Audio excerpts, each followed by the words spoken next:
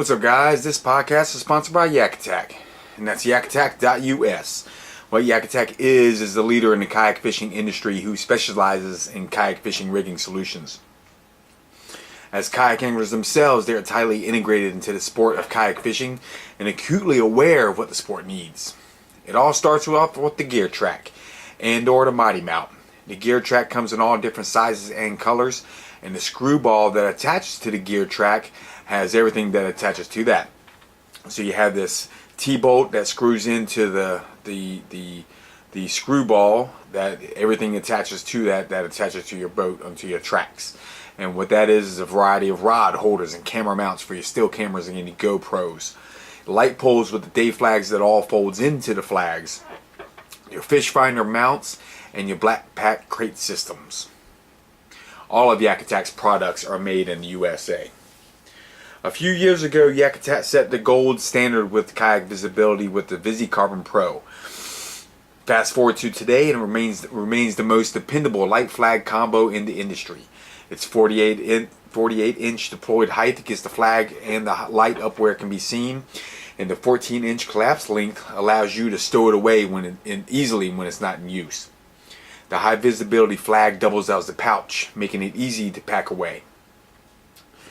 The expectant lamp life of 10,000 plus hours of the ultra bright, high efficient LEDs, and at least 100 hours from the 3 AA batteries that are included. The carbon fiber mass is strong and lightweight, and the narrow profile offers low wind drag. The soft foam keeps it afloat and fits into most rod holders, available in an array of mounting options that fits into just about all boats and popular mounts. Don't compromise with safety. Depend on what tens of thousands of other paddlers trust. There is only one VisiCarbon Pro. And that's the VisiCarbon Pro from Yakattack at yakattack.us. This podcast is also sponsored by my DVDs at kayakkevin.com. The Kayak Fishing Chesapeake Bay series and the Bay Tour DVD. The fishing DVDs are broken up into a trilogy. Number 1 is the intro into the fishery. It has a full year's worth of footage from more of the larger fish that we target in the lower Chesapeake Bay. The instructional sequels are broken up into 2 parts, the warm water and the cold water species. Number 2 is the warm water species with detailed instruction on the rigs and the fishery itself, spanning from the red drum at the shoal, flounder, and the summer species at the Chesapeake Bay Bridge Tunnel, and sight casting the red drum and the striper. Number 3 is the cold water species with detailed instruction on the winter targets, tautog, and the eastern shore striper fishery. The Chesapeake Bay Tour DVD is a 6-week, 600-mile tour I did in 2010 around the Chesapeake Bay, filmed in kind of a Survivor Man style, showing everything I do and look for when I am on a long-distance tour. All of these DVDs are available at kayakkevin.com. The podcast is also sponsored by Ocean Eagle Kayak Adventures. Ocean Eagle Kayak is a kayak guiding service out of Virginia Beach. It is their mission to provide a fun, custom-guided kayak adventure, stressing safety while leaving the traveled waterways unspoiled. Ocean Eagle Kayak offers kayak nature tours, kayak dolphin tours, and kayak fishing tours, most of the time out of the easily accessible Rudy Inlet at the resort area of Virginia Beach. But Ocean Eagle Kayak will customize a guided kayaking tour that will suit your needs. Allow Ocean Eagle Kayak's experienced guides the opportunity to share their knowledge of the local fish, wildlife, and Virginia Beach waterways. All you need is a hat, weather-appropriate clothing that will get wet, sunscreen, snacks, sunglasses, shoes that will get wet, and a smile. Ocean Eagle Kayak will take care of the rest. It's Ocean Eagle Kayak at oceaneaglekayak.com. kayakkevin.com and yakattack.us. Alrighty, what is up, y'all? This is podcast number 57. It is June 18th, 2015, and this is the Florida Tour podcast. What this is 10 years ago I did a tour starting in Pensacola, Florida, paddled home to Virginia. It was 1,800 miles, and it took me 4.5 months to do, and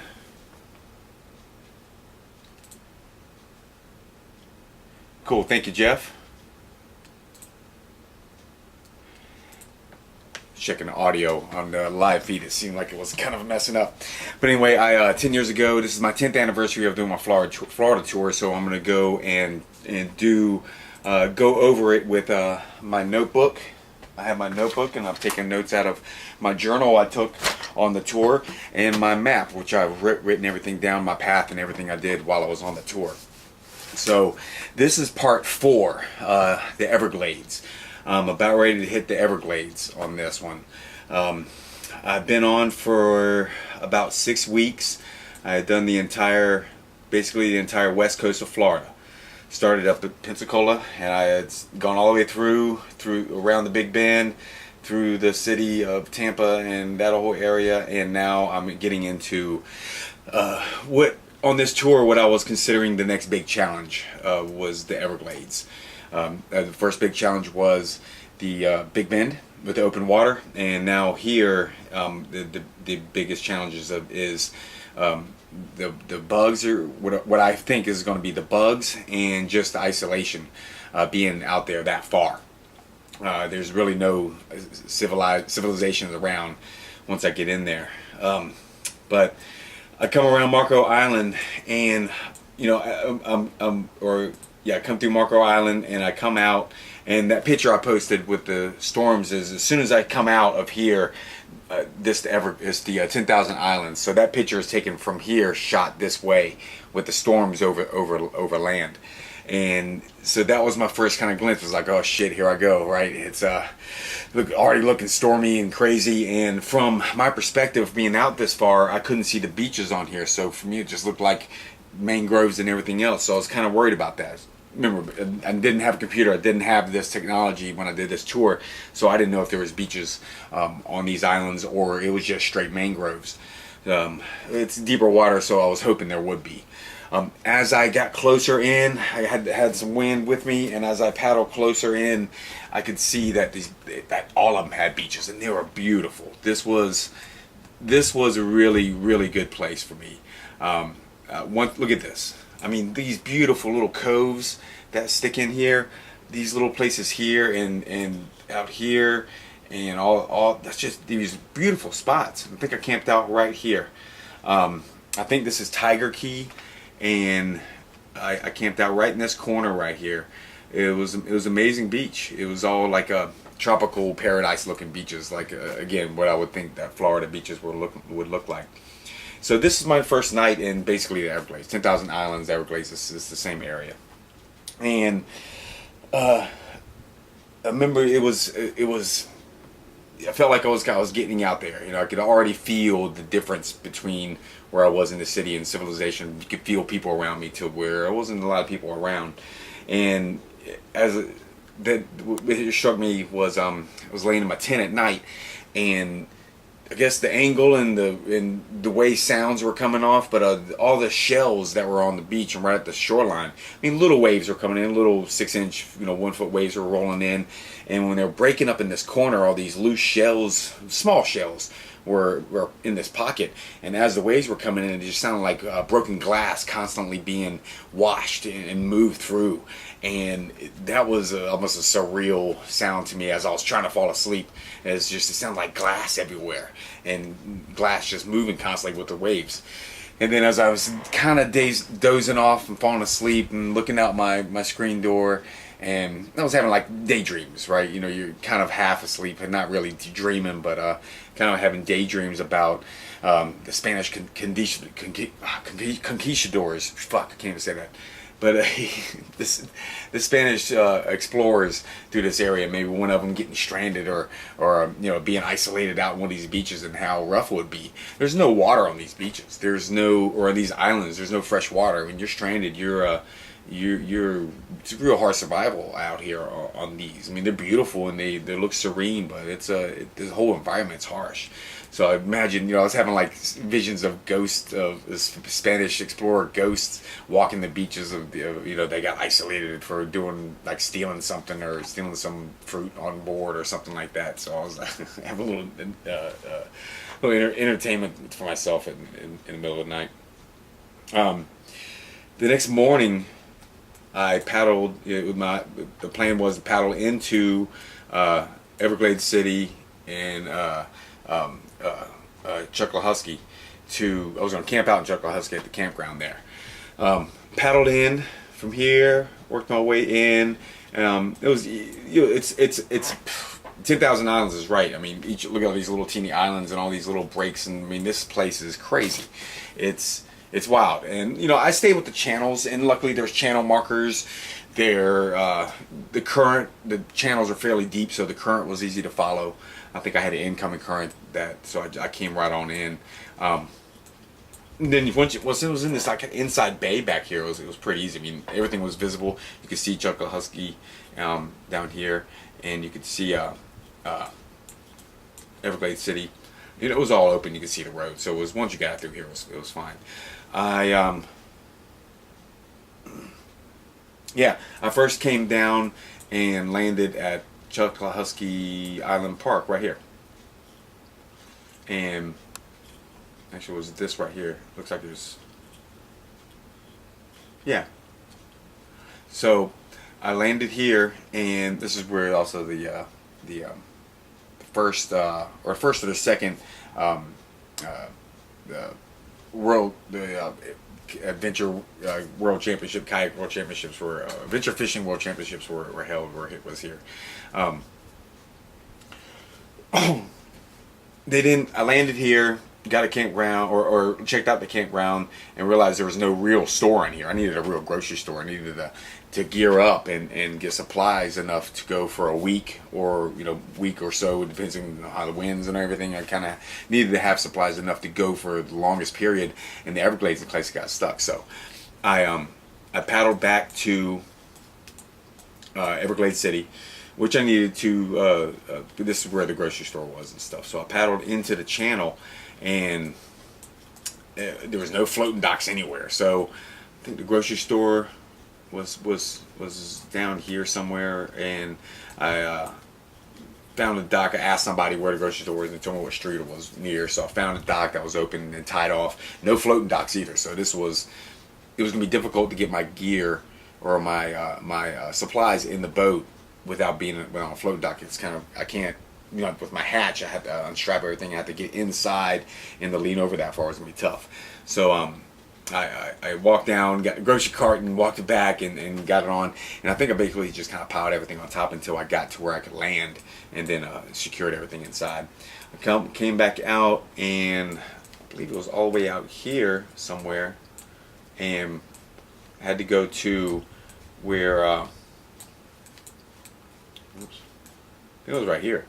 This was where the park rangers were for the Everglades, and you had to register where you're going to camp. I think I paid $5 or something like that, and where it was going to camp, and how many days it was going to be there. Just kind of let them know where you were going to be. It wasn't a tight schedule; nobody's checking on you, but just so you wouldn't overlap, and basically they'll let you know if somebody's camping there, so you don't want to have the beach to yourself, have a private beach. So registered there. I remember going in there and seeing the ranger chick was really cute, and that I did remember on the wall had the entire map of the Everglades was on the wall, a huge wall. It gave me the idea when I got back home. I have the Big Bend maps all in the Big Noah maps, and so I took that and pieced it all together and made a mural on my wall, just like that. But I did lie to them. They asked me if I had any weapons on board. I said, no weapons. You're not supposed to have weapons in National Park, but I'm not going to give up my pistol when I still got a lot of wildlife areas to go before I get north.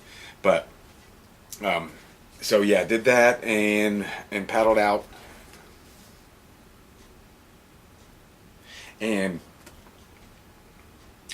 got down here to the Everglades City, or Chucklehusky, and camped out, hung out with some really cool people. Again, when I was on the water, the regaining theme for me as I met people were everybody was really cool and unique and interesting characters on the water. When you're, the water it's not an easy environment. An easy environment's in a nice inland in the city where everything's close by, but it's not. You don't really deal with the outside too much. But this is these are people who live at the end of the world. You know, this is as far as you can go. It's in the wilderness and still be in civilization. So they live on basically the edge of the planet, so to speak.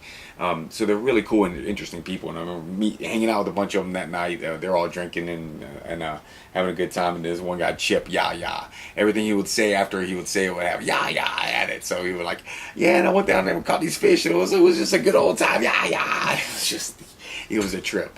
Giving some like fisherman handshake, which I don't remember now, but dude was just a character, and it was cool hanging out with a lot of cool people. Right before I was, you know, at the same time, I'm thinking about what's ahead of me. You know, the Everglades was ahead of me, and how I know how much of a challenge it's going to be, and I know I'm going to be putting through the test, and I know that's coming ahead of me is going to be one of my toughest endurances, and am I going to be able to handle it?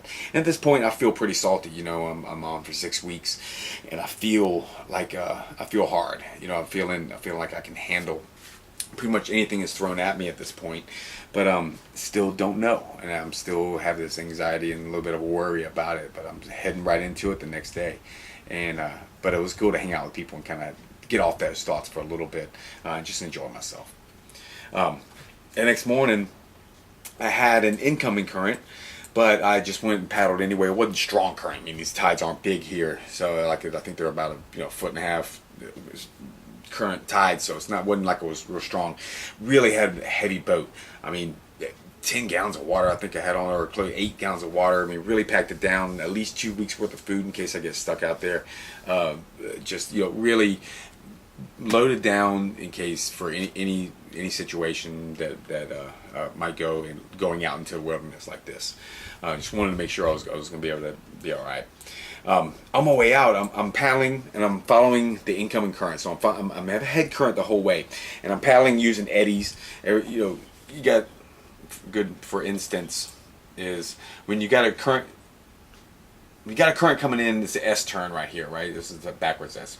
But you have an S turn coming right here. The current's going to hit along the curved sides. So it's going to come around here, it's going to hit right there. And then I have a little point at the top, these two little points that are sticking off, right where the main part of the current's going to be strong. It's going to eddies off of that. So it's going to be like little currents. So I can paddle along this side, and as long as I'm put like basically just stay one paddle is hitting the shoreline, and exaggerating, but I'm that close to shore where I'm in the eddy zone. So, and if there's enough brush, or even if it's straightaway like this, if I stay up there, there's enough rubble and there's enough not smooth sides on the bottom to churn it up enough to give you a channel. It's going to be run faster in the middle where there's no obstructions, and deeper water where it's got a deeper channel, but on the long side it's going to be a little bit slower. So that's where I paddle, going against the current. So I'm paddling and I see two rocks, and so I'm going to paddle up in between them. There's a V in the current. I'm just going to paddle up in between them, and I get up between them and I look over to my, I'm eating a Pop-Tart as I'm paddling, so I'm eating, boom, boom, boom. I go between these rocks and I look down and like, oh shit, that one's a manatee. And right as I say that, this one over here is like you were in a pool. If you take your hands and cup it like that and smack the water, it makes just a fucking big, huge bubble wake, and blam! His tail came out of the water and woof, right basically on my boat. And this one at the same time did the same thing. So I've got two giant table-sized tails that are pushing into the water and lift my boat up. I mean, lift my boat up, smack it down with the wake, and completely drench me. And take off, boom, boom, boom, and the tail pumps. I just remember how fast they were for how big they were. How, 1, 2, 3 tail pumps, and the thing was nearly 50 yards away from me. It was shocking, but it was kind of funny too. I laughed it off and kept on paddling. I got out to Pavilion Key, and see, here's the thing: is like I wasn't registered to. I was registered to camp on Turtle Key or Rabbit Key or some shit. Yeah, here it is. I was registered to right this one. I was registered to camp on this one.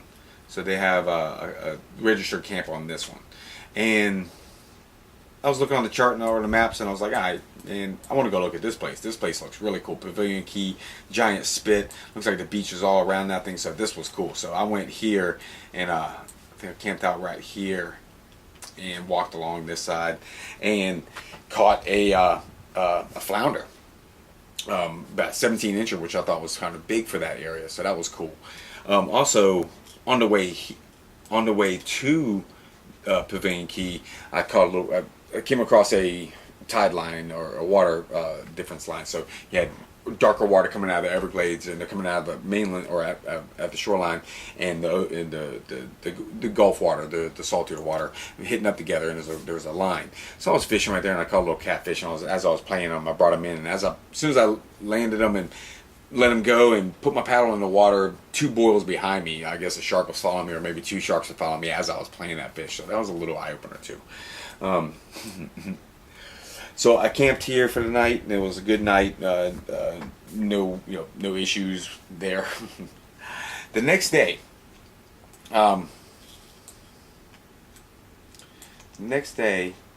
I start paddling, and I got a little tailwind, and it's sweet. It's nice, but nice day. Paddling along. Get about here, Snake Key area. Again, beautiful beaches. I wish I just would have camped out on each one of them, but I wanted to get into this area. The wind started to turn around on me, and the afternoon storm started to brew up.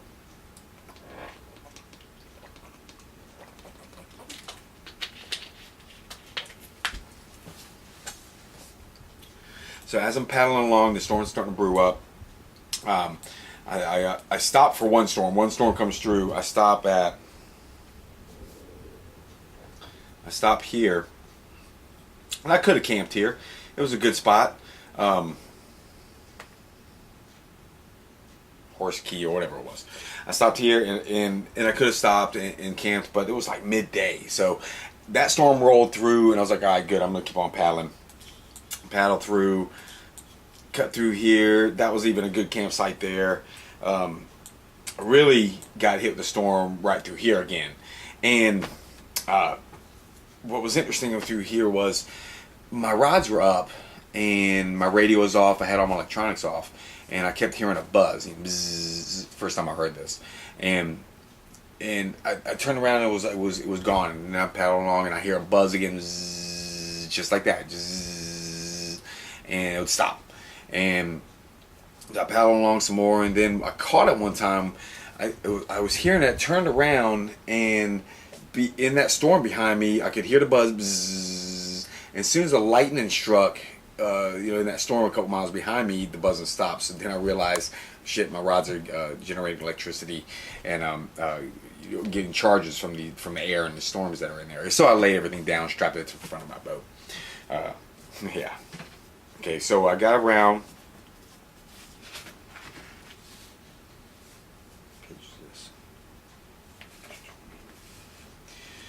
I got around. I was gonna camp. My idea was gonna camp on this edge right here, because I figured this was gonna be, a good low tide. I was gonna be able to get out pretty good because it's gonna be on a corner. That was a bad mistake. Should have landed right here in the middle, but when I came in, as I was getting there, it was getting pretty low tide. There was pretty mud flatty out in front of this beach here, and I stopped and took my binoculars out, and I saw some deer on the beach, and I spotted them I scoped them for a little bit, and I just remembered that the ears and tails would not stop flapping and flicking for the mosquitoes. So they were just constantly just flicking and flapping in mosquitoes. Like, God damn, those mosquitoes went pretty fucking bad on that beach. So I didn't want to land until I was like ready to close up shop and go to bed, basically, right? And so I paddled around, wanted to keep on going, and finally started getting closer to the sunset. It was like 6 o'clock or so, and I pull in, and I get ready to land on this beach. See, this is all really shallow through here, really super muddy, and I'm about 200 yards out, and I hit the bottom. I'm like, fuck, this is all mud, and the water's still, just coming down, and I realized that this is a huge mud flat out in front of this thing, and and I'm thinking it's low tide and the tides are going to be coming up here soon, but it took about another hour. So I waited there just hanging out. Okay, the tide's going to come up. I got time to hang out. I don't need to be on that beach yet. The mosquitoes are bad. I'm just going to just crash out in my boat and wait for it to come up. Well, an hour goes by and the water's just starting to come up. It is not enough. So I was like, shit, I'm going to have to start making a move to get to this beach. It's like 7 o'clock at this point. You know, I got 2 hours before it's dark. And who knows how long it's gonna fucking take me. So I have that wing on the front of my boat, and as I get out, and immediately I have to take my sandals off. I can't use any sandals here. They're gonna get sucked into this mud. It's really thick, that black mud. And so I get on the front of my boat and I try to drag, and that's not working. Just sinking down waist deep. I keep going. If I there's no stopping to the sinking if I really put my weight into it. So I have to get on my boat, and there's a suction to my boat now too. So I push on my boat, get my feet enough to lift the boat up and pull it back a foot at a time, and then suction. My feet are my thigh deep at this point. My legs are thigh deep, so I use my boat, push down, get my legs out, reposition them back further, and then pop the boat out of the suction, pull it a foot at a time. Fucking 200 yards, or at least 100 yards. 200 yards. I wrote 200 yards. It's probably an exaggeration, but it's probably 100 yards. That was tough, and it wore me out. And then as soon as I land, the mosquitoes aren't happening yet, but as soon as I land, my legs are shredded up. I'm worn out. I'm tired and sore. You're just hot. It's been sitting there just sweating in the mud. I'm muddy. And I walk, and I'm looking for flat spots on the beach or whatever, and I'm looking, and I remember as soon as I go past this log on the beach, the mosquitoes just flood up, and I'm just wearing my shorts and t-shirt, long sleeve shirt, so I'm swarmed. I'm like shit, and it's they're on me, and so I run back to where my boat was, and I can't get them off me. They're on me. The scent's on me. They're on me bad, and so I put mud on myself. I go down and get the mud, and I try to cake it on myself, and it's working pretty good. And these mosquitoes, I mean, they're biting up my nose, in my lips. If I open my mouth, they're biting my tongue. They're in my ears, biting inside my ears. They're biting in my eyes, and that's the one that was really getting me. They were biting my eyelids, my creases inside my eyes, anywhere they could get. I sprayed myself with off, but I mean, they were getting inside my nose and inside the spots where you couldn't get with the spray. It was, and that spray was a joke. They just were. It was nothing to them. Up my shorts. It was crazy. I had to keep moving, so I'm exhausted. I'm worn the fuck out. I'm tired. The storms, it wore me out. The fucking mud drag wore me out. Now I'm basically running for my sanity away from these mosquitoes, running back and forth, setting up my tent all the time, getting swarmed, and trying not to not have the mosquitoes on me. And then I okay, I'm just gonna put my rain jacket on, and I have pants. So I put my rain pants on, cinch them all the way down, put my rain jacket all the way down, cinch all the way down. I'm fucking sweating like dying. It's fucking hot as shit. And at least I get my tent up, right? And the mosquitoes are still just in my nose, in my eyes, in my lips, everywhere they can get, biting in my toes, biting even underneath my feet as I was fucking bent down to put my tent spikes in. They were biting underneath my feet. It was incredible. It was overwhelming amount of mosquitoes. It was unreal. It was just unreal. So it was getting to the evening, and I'm about ready to get in my tent, and I'm like, fuck, I need to rinse off because I got mud caked on me, and then I got my rain jacket on top of it. I'm sweating my ass off, and I just want to rinse off. So when I get my tent, I just don't have mud on me. I'm not getting mud on my bedding and stuff. So I've never talked about this before.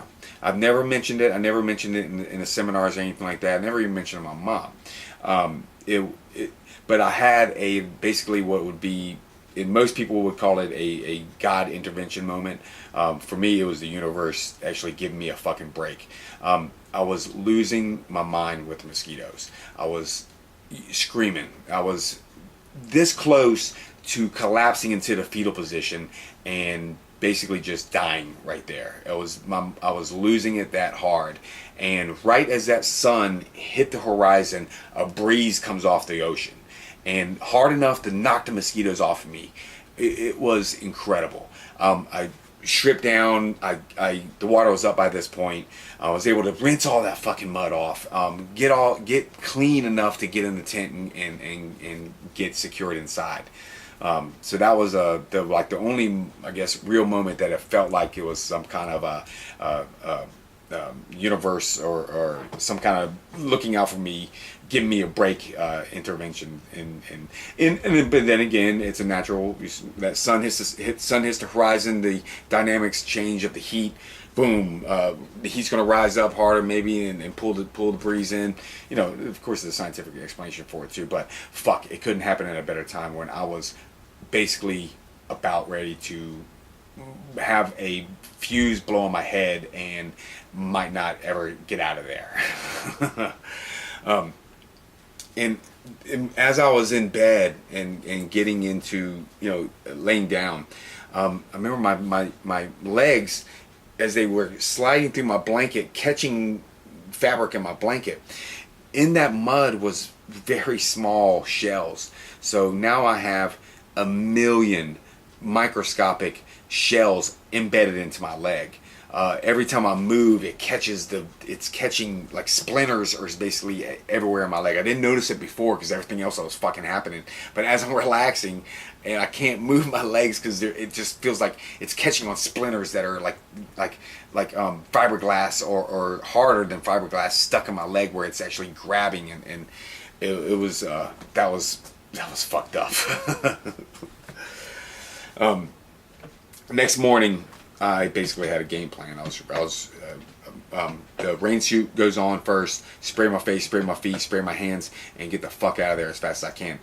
Really realized how good I was at this point of getting my tent broken down, getting off a beach, and not leaving anything, because it happened all in muscle memory.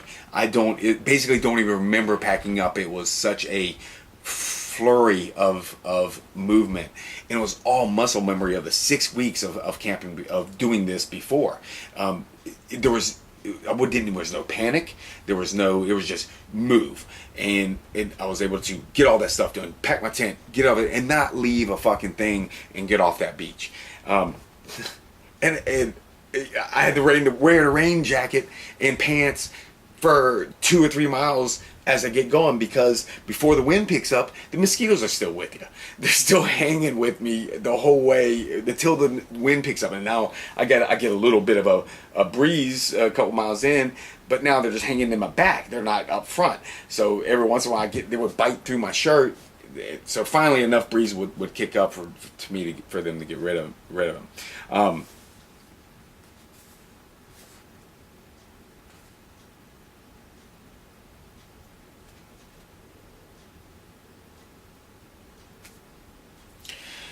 As I'm going again, I get moving.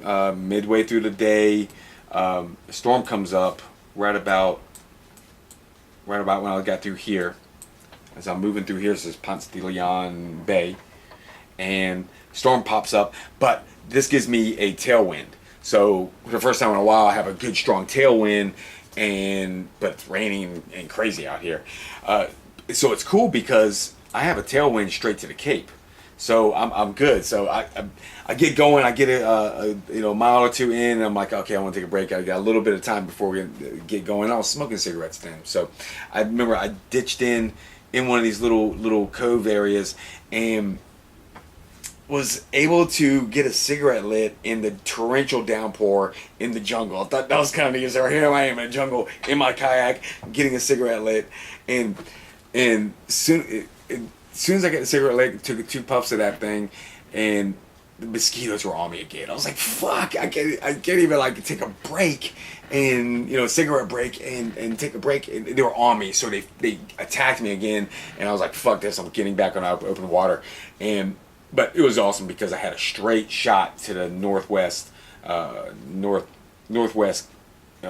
Cape.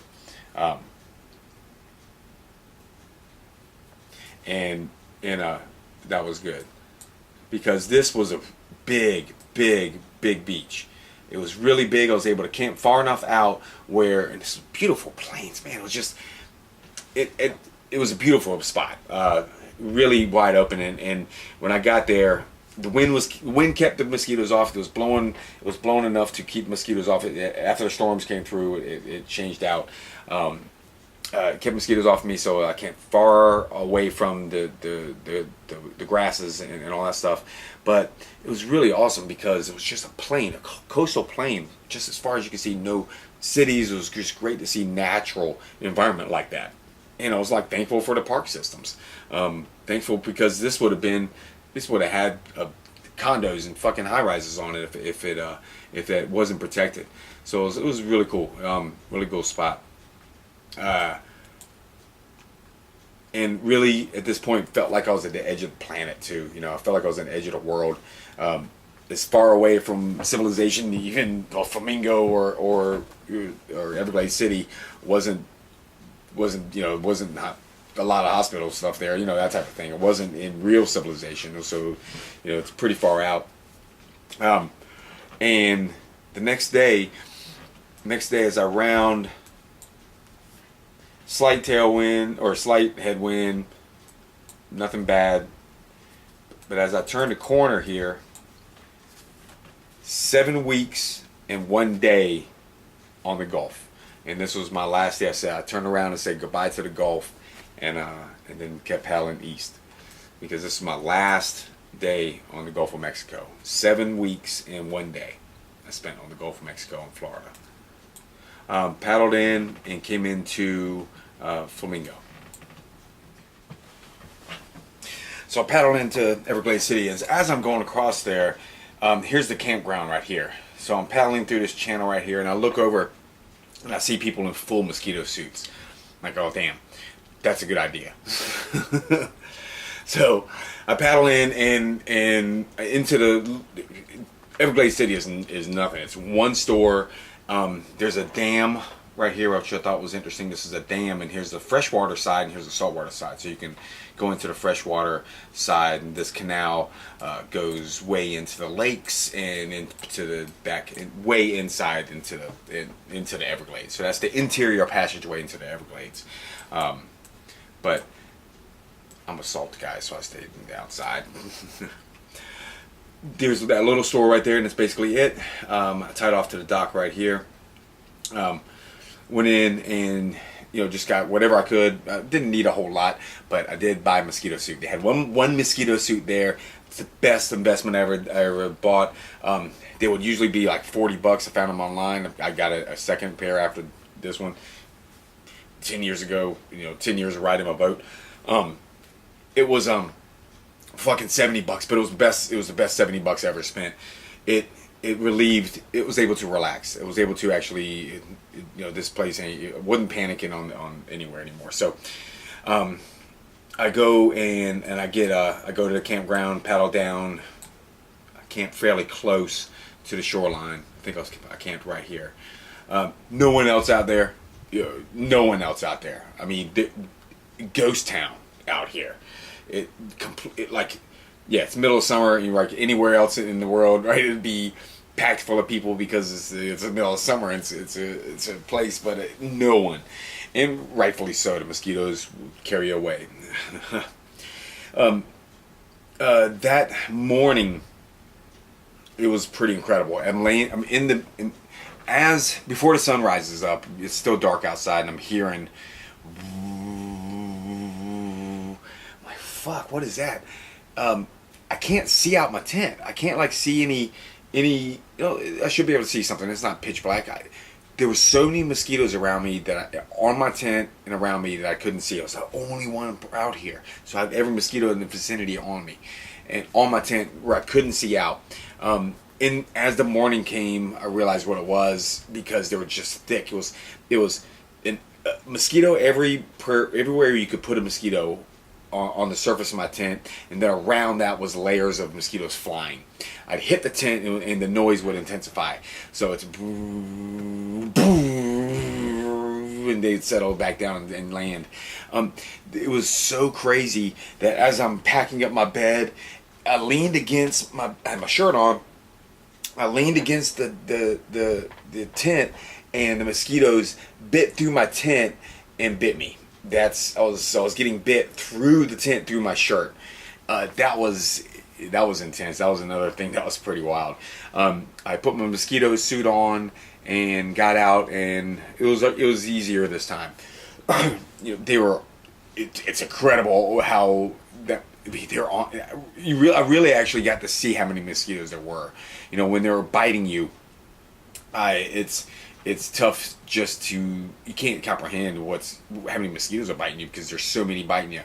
It's when there's that, before I had the suit, when there were that many biting me, man, it was just going down your arm and mashing it, and it's nothing but your blood and bug guts, and that's just the start of it. That's one spot, and as soon as you do that, there's more there. It's just, it was never ending, and it was and then plus, once the venom's in you, you had that one spot where you have a mosquito. Imagine your entire body vibrating with that poison. That was tough, because they were biting through my shirts and shit. So at least with this, I was able to breathe, and actually witness how many mosquitoes were there. Just swarms. Swarms aren't even the fucking word for it. It's an overwhelming, nightmarish volume of them. I think that's what I wrote. Nightmarish volume of mosquitoes.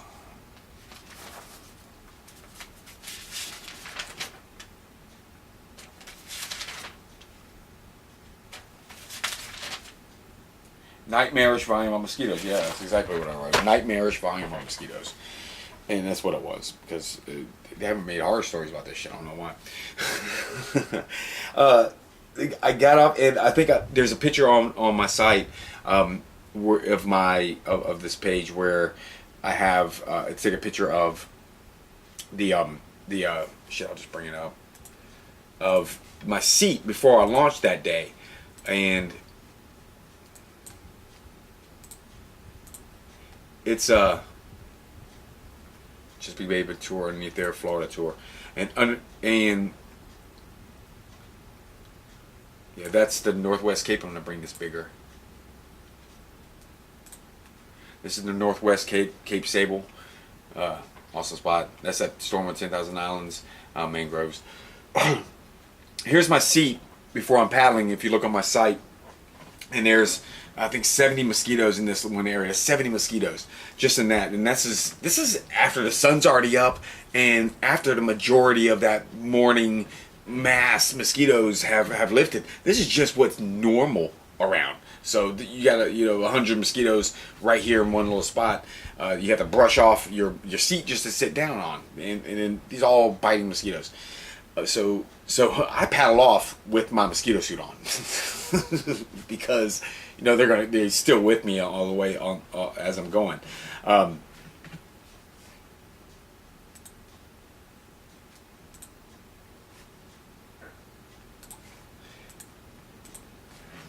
So I paddle off, and I get back into. I want to stop by Everglades City one more time.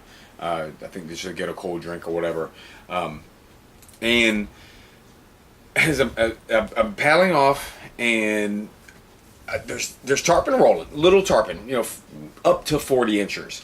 They're not that big. So it said you can't fish in this area, right? But whatever. I'm in a kayak, and there's no one else around.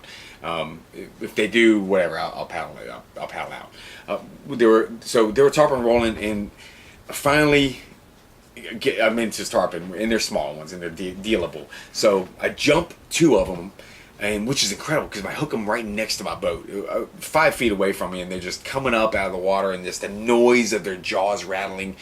That's what really stuck with me. That rattle as they're thrashing in the air, midair, doing backflips and shit. I land one, and then I land another one, and one up to 40 inches, which I think there was maybe this one's 30 something. Yeah, yeah. I think I measured it out right about 40 inches, maybe with the tip of the tail.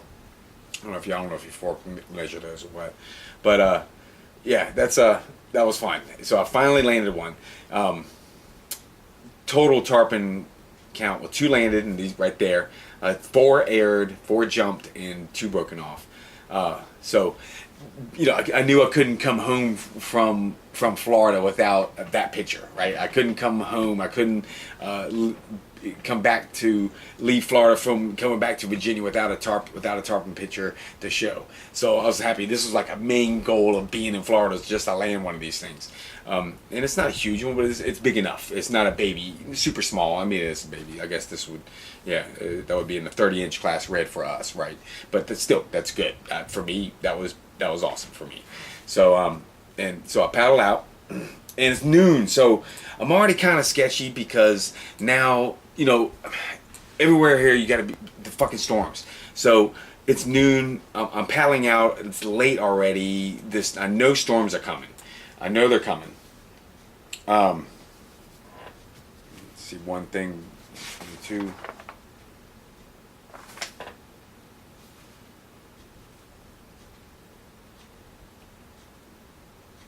All right.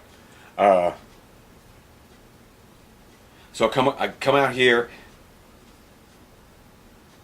Got a 10 southwest wind, and I get halfway across here, and a storm starts to pop up, and it's bad. It's a bad one.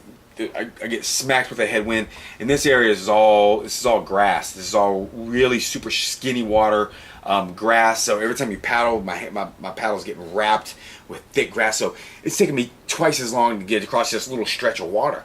It was lightning coming. I mean, just blasting, storm wind in my face. It was, you know, head northeast wind, so I'm paddling right into it.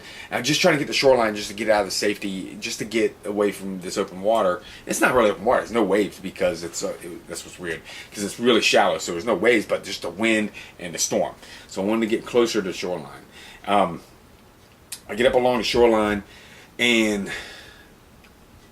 I get about here, and I'm starting to paddle through about here, and lightning is starting to strike the trees. And you know, I got everything laid down because it's everything, and lightning is starting to strike the trees. So I'm right about here, and shit's just starting to blam, blam, and the lightning's coming, and boom, it just hits. I'm stopped, and it just hits a tree right there. I mean, so there's like blam, and a tree explodes. I'm like, fuck, oh shit.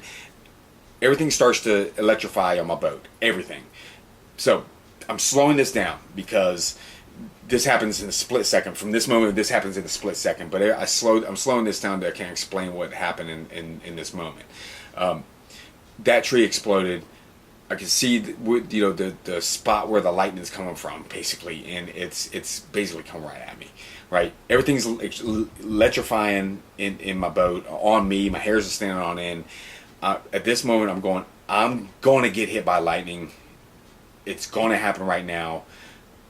At least I made it this far.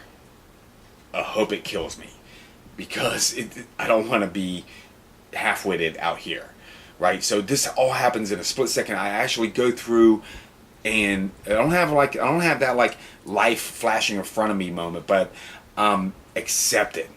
I accept that right now I'm going to get hit by lightning. There's no way around it. I'm in the crosshairs, and the slow trigger squeeze is happening, and it's the bullet's coming, and I can't dodge it. It's happening, and so it's weird. It was just so weird because it was fear. Oh shit! To well, at least I made it this far. If I'm gonna die, I made it this far, and I'm in the Everglades, and I felt like this was all right at this moment. That if I'm gonna eat it right here, it's gonna happen. And then, as right before the blast happened, I have a split second of, fuck, the tarpon pictures, don't fry my camera. So I'm accepting my death, and at the same time, at this split moment, I'm also hoping my camera doesn't get fried. So when they find my boat, they realize I caught a tarpon this day. It's a good day to die, right? I just caught a tarpon. I'm in the Everglades and halfway through Florida. I close my eyes and get ready for it, and pow! There's a shock wave. There's a shock. There's a flash. My ears are ringing. Numb. Everything goes numb. and my ears are ringing, and I take a breath, and I could smell everything I could smell, the tree is you just smell burnt wood. I could smell burn, and I could smell the ozone. Everything was just like it was tingling, and I got close. I was alive. It didn't hit me. It hit the trees right above me, but it was close. And I took that breath, and I was like, "Fuck!" I dodged it. I'm alive. I shook it off and kept on paddling because I'm still in a fucking storm. So I paddle along this shoreline, and I get to here, and I cut through here, and I make it around, and I camp right here on this edge right here. And, it's a hard landing. I pull up right around here, and there's fish all around. So I'm pushing fish everywhere, but I'm not even picking up a rod. I just want to fucking get off this water and just get my tent and just almost fucking died, So the landing was rough. It was like this dead grass everywhere, so I'm like knee deep in this grass. It's fucking alligator territory, so I'm not safe yet by any stretch of any means. I get on the land, and there's a fucking mound there. And I know, it's past breeding season, but I know mounds aren't good because that's where the alligators do. And it looked like it had been broken through. I didn't know how. It looked like it was fairly old, but man, it was sand, so I didn't know how old it was. It looked like it hadn't been used for. It looked like it had been worn out. So I felt fairly confident that I could camp there. I was camping there, even if there was a gator there, I guess. I didn't see anything as I was moving in and out. I figured I would have seen it sooner or later. I put up my tent. It was raining and shit. I just fucking got in, and which was awesome because I had a mosquito suit on and all of that. So once I got in, I couldn't imagine doing that after all that what I just been through and without a mosquito suit, because that was good. At least I was able to set up comfortably, keep looking at my back, looking for this gator, and eventually feel confident enough to get in my tent. Slept off the rest of that day. The next day, my goal was to get to, what was it called? Here it is.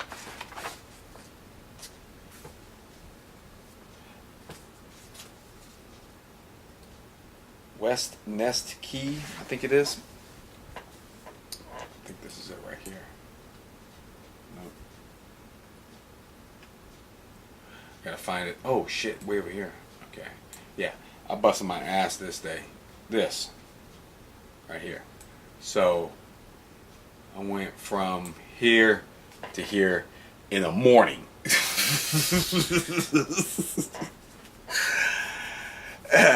Okay, I get going, and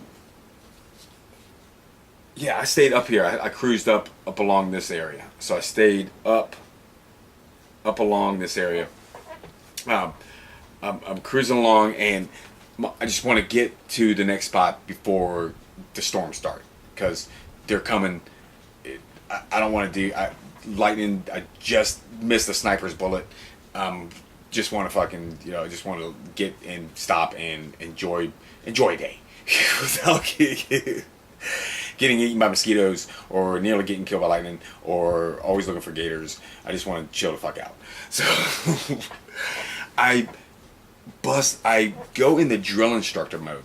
Here's where I was talking about this. I just recently, through my yoga practice this winter, I did a 36-hour silence where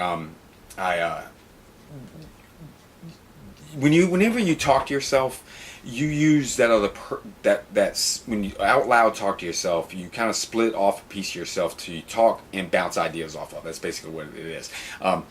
Fight Club, Tyler Durden is a extreme example of that, right? A guy who is so he sleep deprived, that he talks to himself. But that person splits off from him, and he doesn't realize it's the same person. Well, I know it's the same person when I'm talking to myself. Most of us do. But in my case, with extreme isolation and being alone by myself, it developed into a a tool in that 36 hour the silence I did this winter, where I didn't even talk to myself. It was a work on that of controlling that to a degree of really putting it inside. But anyway, here is where my two sides is one's the one that wants to sit on the couch or sit in the tent all day long and sleep. Another one is the one that wants to get going. So I have a motivator and a slacker, and so, you know, the slacker wants to hang out and fish and like explore the islands and take my time. And I know there's storms coming, but he's gonna put me in danger. So fuck that dude. The drill instructor gets out this morning and pushes my ass all the way to this thing by fucking noon. I mean, you will make it to this island by noon. You will push through this next, and I'm using each point for checkpoint. So the next point, you will go there. You will not stop paddling until you get to that next island. Out loud to myself, and it's funny because it's a release. It's real because you're saying stuff out loud, which motivates, internally energizes you and makes you go. So it becomes a useful tool. And this is my third tour. So I developed that one my first tour when I didn't even have a radio on board, AM/FM radio on board. So I'm moving through and I make it there by noon. It was finally make it there by noon. And here come the storms. As soon as they start up, as soon as I land, I just landed, I look back and here they come. And yep, every day afternoon storms. And that's key. I got my tent already up. It's a small little beach, but it's a beach. That's all the room I need, right? And see, my tent's folded in from the wind, and no rain, just blasted through. Yep, sunset there that night, and that was what was cool is so this is my last day on the Everglades, and I knew I'd just been through an ordeal. I didn't know how much it had changed me until I get back into civilization. But it was good to have this last day where the storm comes through and then it's still nice after in the evening. Just enjoyed I didn't even get my tent for the storm. Shouldn't even have my tent up yet. But it was just it was a good evening, relaxing. What was funny is I washed off and didn't have any soap or anything, but just rinsed off the sweat and shit, and put deodorant on because I figured, okay, I'm going into civilization. I want to at least try to knock down my stink that I've been, riding around with for a week, Everglades and mud and shit. And I'm not sure if I took a shower at the Flamingo or not. I think I might have. Anyway, I want to put deodorant on, so the wind's blowing into the shrubbery there. So I'm out here, and as soon as I put mosquitoes ain't bothering me all day. The wind's blowing them off. As soon as I put my deodorant on, mosquitoes fight the wind to get to me. They swarm me, and I was like, "What the?" Just as soon as I put deodorant, I immediately go wash it off, and they retreat back into the woods with the wind. The wind keeps them off. So that was funny. It was like, I'm just not gonna put deodorant on until I get to the campground. So I paddle in straight down into Key Largo. That was my most southern point. Where is it? Yeah, right here. See, I'm not sure where the campground is. I haven't looked on here, but there was it's probably not here anymore. Shoot, I think that might be it. I don't see it at all. Anyway, it was like more of an RV campground. Oh, this is it right here. That's it. That's the pier. Okay, that's still there. I was going to spend 2 days here, so I got somebody helped me pull my boat up because I couldn't leave my boat down the beach, and it was going to get crowded. It was a weekend. And so I landed, got 2 days, went and rented a bike. So I got to ride around the islands. It was kind of cool. Rode a bike all the way down. I think, down to here. Yeah, Tavernier. Got a T-shirt from there. So I rode my bike all up and down Key Largo Island, which was cool. I didn't go around because Wasn't sure about the campsites. It looked sketchy. Another, I wasn't too interested about the mileage or putting extra miles on or whatever. Just wanted to kind of head north at this point, so I didn't go around. In hindsight, yeah, I wish I would have, could have, all that stuff. I think now I could have. Looking at it, there's probably some sites I could have got away with, camped on. So yeah, like all this area would have been really cool to see and fish. Now that I looked at it, with Google Earth and shit. But yeah, I didn't realize that the stuff was there. Damn. So I'm at this campground and I get all my chores done and all that stuff, and we're on a bike, and as the campground is starting to fill in, and it's starting, and I tell you, majority were Cubans, right? So I think I saw maybe 2 other white families. It was all Cubans in the whole place, and they were setting up like lit like trees. I mean, it was crazy. They were their houses, their RVs were just set up, all this stuff. They had like walls, and like it was all like, it was crazy. It was the craziest thing for you just camping for a weekend, and you've got all this shit outside and TVs outside, and I mean it's like they were full blown, just brought their entire house and just set it up. I mean those lit trees that are like made out of lights and shit, and it was crazy. That night they started playing fucking dominoes at fucking 2 o'clock in the morning, and it was crazy. Here I am. I just came off of the wilderness, right? And this is where I knew how much I changed, because I was about ready to go on a killing spree, because it was I couldn't believe there was just that much noise and stuff going, where I just came back from where I was just alone and almost died, and it was crazy. So I could, they finally calmed down. I wasn't the only one complaining, and some other people were complaining, but dominoes. If you've never seen anybody play dominoes, they slam shit down. Like when they turn over the things, they slam it down, so it's like blam, and then they shake up the whole thing, so it's rattle, rattle, rattle, rattle, blam, blam, real loud, and it's like they yell all night, and I guess they're betting, so it's like money involved, and it gets like heated. Oh shit, it was fucking crazy. Anyway, they calm down. I go to sleep. I wake up at 6 in the morning to call Reese's show, and they're still fucking playing. So the next night at least I knew what I was getting into. Wasn't so bad. I walked around. Everybody was cool as shit. It was just a culture shock for me, really. My culture was, I'm fucking a caveman. I just came out of the goddamn Neanderthal woods. I just came out of the Everglades, and here I am in people who have bright lights and loud and up all night, and it was just a fucking crazy culture shock for me. And I had some quiet time. I got down to the beach, and there were people everywhere, and everybody was really cool. One of the things was the kids were really bilingual, and I remember that was kind of strange to me. Strange, but it was nice, because the teenage kids were walking by me, and they were speaking Spanish, like full blown.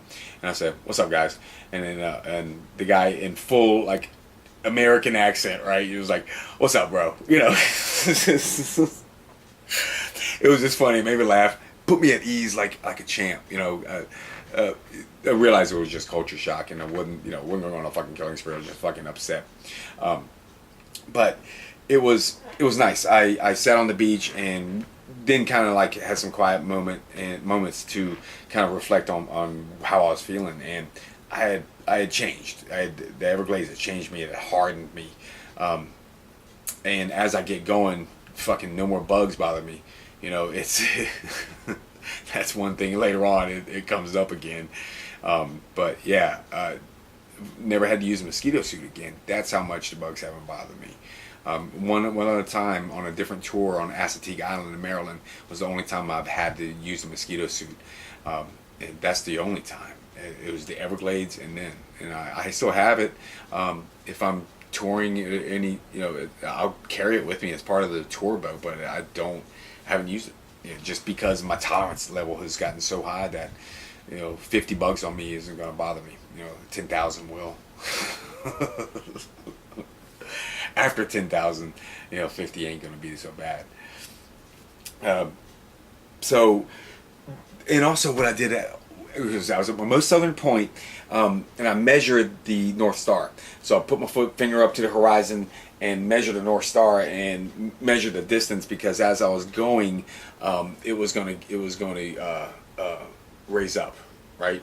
Yeah, so it was closer to the equator, it was lower, so it was really short. I remember it was just like this, and here it's like this. So I measured it, just wanted to curious to see how it was. Launch. I hang real close because I had a little bit of a wind. Either side I could have gone, I guess. I knew coming up the forecast was going to be from the east northeast, so I wanted to stay on this side just in case that came up. It's really cool, fucking clear ass water. I remember as I paddled through one of these bridges here, went through these channels, came through here, a lot of people. As I went through here in this water, I wonder if it will show up. Oh, it's not going to show how clear this water is. Fish Creek. As I went through the water, I had first time ever in my life I've ever had vertigo feelings in a kayak. As I looked down, I got dizzy because it was such deep visibility. I could see 30 feet down. It was crazy. Not a lot of big fish or anything, just a whole lot of little fish. I mean, aquarium. It was amazing. It was awesome just paddling along the shoreline. All the life and just paddling in an aquarium, paddling over aquarium basically. It was awesome. Maybe I'll show it here. I wonder if I can see how. Nah, still not. Anyway, I paddled all the way to here. So I started here, paddled up to here, Elliott Key. Elliott Key had a campground right there. It's like a campground dock. They had showers and stuff, water. But when I got there, it was deserted. No one even working there. Completely deserted. No boats there. And I guess, look, this is probably taken in the summertime. Like 2 boats, no one there. I stopped over here just to be the distance from anybody. I ended up camping right here, right beside my boat. Came down here to get my water. I think I might have taken a shower or not. But on the way there, before I get there, saw a giant nurse shark, and this was cool because the thing was red, about 10 foot long. It was just as docile as ever. I could have petted that thing, but that was cool. Just, again, with the paddling in the aquarium on the way up there. I get here, I go over here and get my waters and stuff, and as I'm coming back, I get this technique to kill mosquitoes now. So as I'm walking and they're behind me, right? They're behind me. I'm walking. I get a little pace going, so I get a little distance walking. The mosquitoes are behind me. I get a little bit of distance away from them, and I turn around, and they all hit me in the front. And so now I can see them. So now I can like pinpoint them, and kill about 25 of them in the first run. And then I turn back around and let mosquitoes get on me again, and I get away from them a little bit and turn around, and then they're all in my front again. It was a great way. It was a great technique when you have that little swarm following you. It was wiping them out. It was great. I was camping over here, and I was like casting along the docks and stuff. Saw a huge barracuda hanging out right by the dock. Couldn't get it to bite anything. The thing was like 4 feet long. It was really cool to see. But it was kind of surreal being there and having no one else around. I mean, just a park, and there was no one even working there. It was completely deserted. The next day, I had a tailwind, so I had timed this out for that. I knew that I was going to have northeast winds. I needed to paddle on this side along to get in there. I knew the next day I was going to have a tailwind, a southeast wind, so I could shoot from here. I was banking on it anyway. Shoot from here across Biscayne Bay. So that was my goal. So I did. Boom, shot across. Amazing how shallow it is. I mean, you can see it here. There's a sandbar out here. Biscayne Bay is shallow, especially toward the middle. I mean, this is all just super shallow. Really cool. Really cool, though. Wait, I'm missing a camp spot.